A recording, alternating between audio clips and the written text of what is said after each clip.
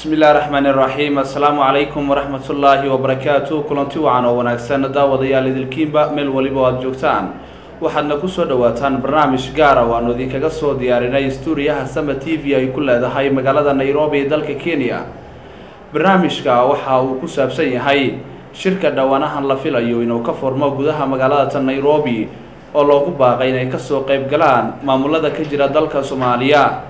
haddaba wafuudan soo gaartay magaalada Nairobi ee dalka Kenya oo ka kala socotay maamulka Galmudug, maamulka Puntland iyo culimada diinka Sunna wal Jamaa ayaa qayb ka noqonaya shirka la filayo dhawaan halkan inuu ka furmo.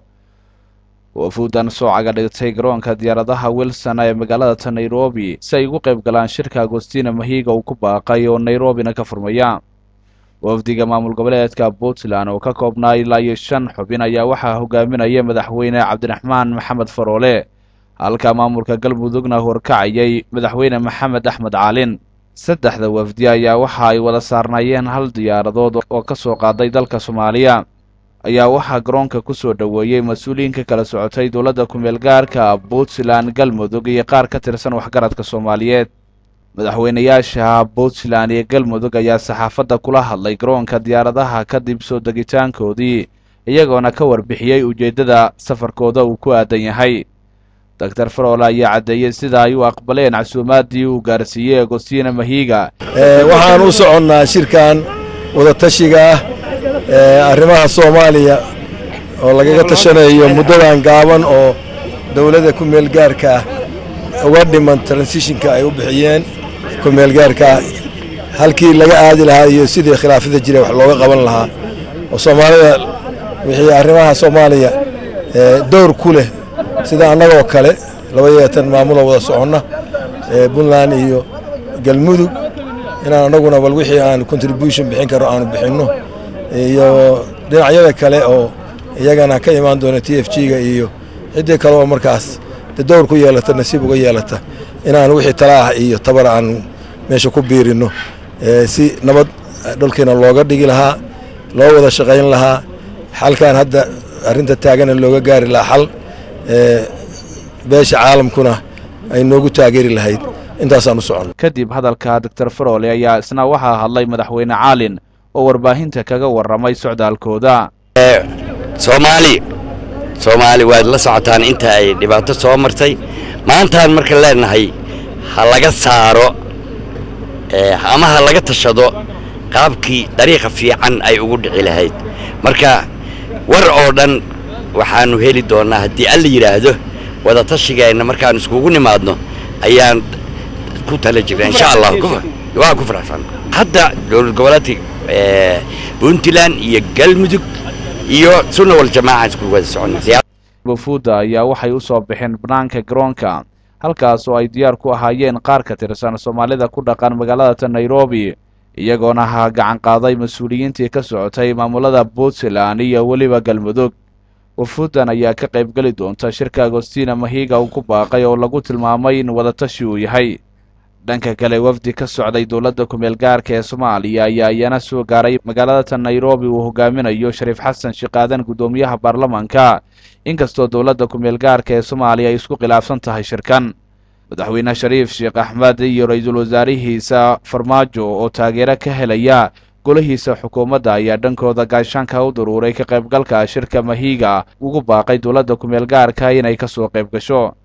isku soo duubo magaalada Nairobi ayaa waxa ku sugan inta badan mas'uuliyiintii lagu casuumay shirka dhawaan furmaya. shirka ayaa bilaaban doona maalinta Salaasada ee soo aadan. shirkan ayaa waxa la sheegay in looga hadlayo marxaladda kala guurka uu marayo dalka ay dagaalada sokeeye halakayeen ee Soomaaliya iyo kadib sida la yeelayo waqtiga ku meel gaarka dawladda Soomaaliya marka uu dhamaado. dadka ku dhaqan magaalada Nairobi ayaa siyaabo kala duwan uga hadlaya shirka qaramada midoobay ee soo abaabushay, laguna wada hadal siinayo qaar ka tirsan hogaamiyaasha dalka Soomaaliya. lama oga haddii dawladda ku meel gaarka mas'uuliyiinteeda ugu sarreeya ay aqbali doonaan iyo in kale. waa hagaaga daawadayaal guud ahaan barnaamijkii aanu idinkaga soo diyaarinaynay stuudiyaha Sama TV ee magaalada Nairobi oo aanu kaga hadlaynay wafuuda ka kala socotay Puntland, Galmudug iyo waliba Sunna wal Jamaa ee dawladda ku meel gaarka ee ka qayb galaya shirka magaalada Nairobi ka furmaya.